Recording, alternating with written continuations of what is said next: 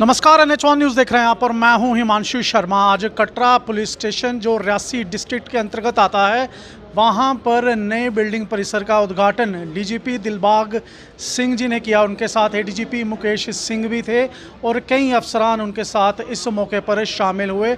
आप तस्वीरों में साफ देख सकते हैं। आप मेरे पीछे ये देख सकते हैं, यहाँ पर बिफोर कंस्ट्रक्शन और आफ्टर कंस्ट्रक्शन के जो बैनर्स लगे हुए हैं।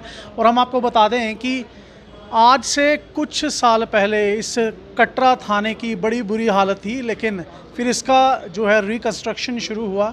इसको इंफ्रास्ट्रक्चरल डेवलपमेंट के तहत दोबारा से इसको बनाने की कोशिश की गई है। और आज यहाँ पर एक खूबसूरत पुलिस स्टेशन, हम कह सकते हैं कि एक वर्ल्ड क्लास पुलिस स्टेशन बनकर तैयार है, जहाँ पर पार्किंग, ग्रीन लश लॉन्स और बिल्डिंग्स मौजूद हैं। आइए अब आपको दिखाते हैं कि अपनी मीडिया बाइट में डीजीपी दिलबाग सिंह ने क्या कहा।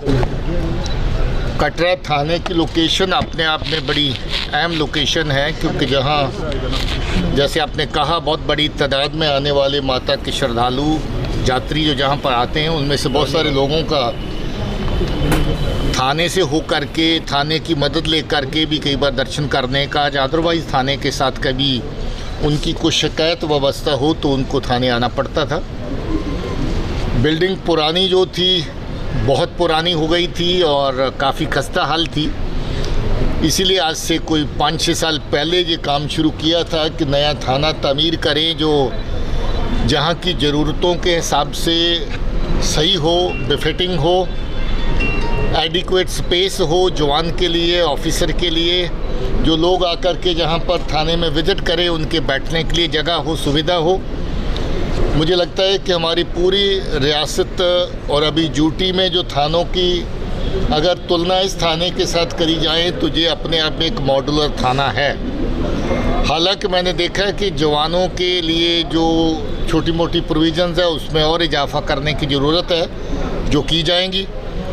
ये भी मैं समझता हूँ कि जहाँ पर कभी कभार कुछ लोगों को आकर के थोड़ी देर बैठने बैठाने की सुविधा की ज़रूरत होती है, वो सुविधा भी अभी ऐड करेंगे, अभी नहीं है। मगर कुल मिलाकर के जो कटरा का थाना अभी बना है वो बहुत ही खूबसूरत है। इसकी तामीर के लिहाज से, इसकी लेआउट के लिहाज से, इसकी ओपन एरिया के लिहाज से, और मुझे लगता है कि इस थाने को मुकम्मल करने में जितनी मेहनत पिछले 4-5 साल के अंदर लगी है, जिस स्कीम के अंदर थाना शुरू हुआ वो स्कीम ही बंद हो गई, फिर नई स्कीम के अंदर इसको डाल के ला करके मुकम्मल करना पड़ा, फिर और एडिशंस फंड्स की प्रोविज़न करके इसको इस लेवल तक लाना पड़ा। और मुझे खुशी है कि आज ये थाना पूरी तरह मुकम्मल हो गया है और पब्लिक की सेवा में इसको हमने डेडिकेट कर दिया है। पहले तो ये है कि कुकरनाग एनकाउंटर के पहले भी हालात बड़े अच्छे थे और उसके बाद भी हालात बड़े अच्छे हैं। लोगों को गलतफहमियाँ हो जाती कि एक वाक़ा कहीं हो गया तो पता नहीं क्या तूफ़ान हो गया। हम जानते हैं जो ढाई टोटरू इनके आगे पीछे कहाँ घूमते हैं, उनका पीछा करके जंगल पहाड़ जहाँ तक ये बैठते हैं वहाँ तक पहुँचने का प्रयास है, कोशिश है। कुकरनाग भी एक ऐसा ऑपरेशन था जिसमें किसी ख़ास दहशतगर्द के छुपे होने की, उसकी हाइड आउट की तलाश थी, जिसके मुताबिक वहाँ पर गए थे। और ये अनफॉर्चुनेट था कि कभी जब आप पहुँचते हैं तो दुश्मन पहले ही ताक में होता है और आप लोग पूरी तरह से उस जगह से वाकिफ़ नहीं होते हैं। और इत्तेफाक ये है कि पहले फायर कौन करता है। अगर पहले फायर आतंकी ने किया तो आपका नुकसान है, और अगर पहले फायर आपने किया तो आप आतंकी को ढेर करेंगे। इस केस में हम अनफॉर्चुनेट थे कि पहला फायर हम लोगों को, अपने बहादुर जवानों को, बहादुर अफसरों को अपने ऊपर लेना पड़ा, जिसकी वजह से हमारे बहादुर कर्नल साहब, मेजर साहब, डिप्टी एसपी साहब और एक बहादुर जवान प्रदीप, उनकी शहादत हुई। ये कोई छोटी बात नहीं है कि आप दुश्मन का पीछा करने के लिए ख़तरे को जानते हुए फिर भी ख़तरे की परवाह न करते हुए ऐसी जगह पे पहुँचें और दहशतगर्द को मारने का या दहशतगर्दी का सफाया करने की कोशिश में अपनी कंट्रीब्यूशन दें। मैं सल्यूट करता हूं उन ऑफिसर्स को, जवानों को जिन्होंने इस ऑपरेशन में हिस्सा लिया और जिन्होंने अपनी शहादत दी, और बाकी लोगों को भी जिन्होंने इस ऑपरेशन में हिस्सा लेकर के आतंकी उजेर को ढेर किया, जो काफ़ी अरसे से खूंखार तरीके से उस एरिया में दहशतगर्दी का काम कर रहा था। मुझे लगता है कि ये एक कामयाब ऑपरेशन था।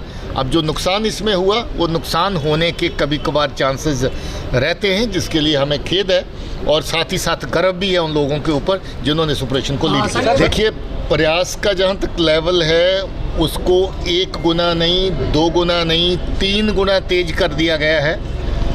आज पर्चों की तादाद देखें, पकड़े जाने वाले लोगों की तादाद देखें, नार्को टेरर के मॉड्यूल्स की बस करने की तादाद देखें, तो सभी में बढ़ोतरी हुई है। इसका मतलब पुलिस ज़्यादा कामयाबी से इस खित्ते में काम कर रही है।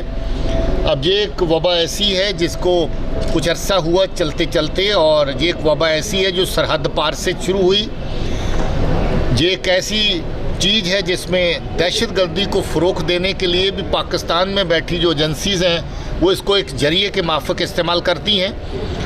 हमने उन सारे नेक्सस को भी ब्रेक करना है। जो लोग इसमें शामिल हैं, चाहे वो जहाँ के हों या स्टेट के बाहर के हों, उनको भी इसके दायरे में लाना है।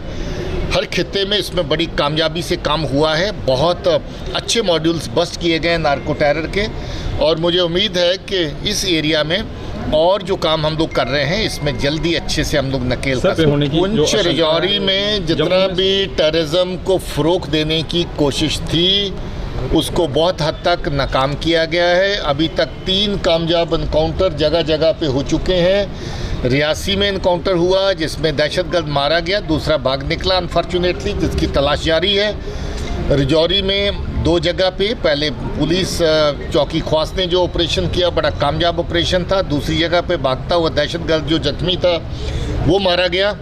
मुझे लगता है कि वहाँ पर फोर्सेस को, पुलिस को अच्छी कामयाबी मिल रही है। जितने लोग वहाँ से इन्फिल्ट्रेट करके आए हैं उनका सफाया किया जाएगा। गिनती जो होती है इसमें ज़्यादा पढ़ने की ज़रूरत नहीं, क्योंकि ये डायनामिक फिगर है, मगर आज की फिगर जो है वो बिल्कुल लोएस्ट लेवल पे आ चुकी है और इसमें लोगों का बहुत बड़ा सहयोग है। पुलिस और फोर्सेस मिलकर के अच्छे तरीके से जो है इस दिशा में काम कर रही हैं, उसका बहुत बड़ा कंट्रीब्यूशन है। और अभी जो बचा खुचा टेररिज्म है इसका सफाया करने के लिए सब लोग वचनबद्ध भी हैं और उसके लिए प्रयास भी बिल्कुल जारी है।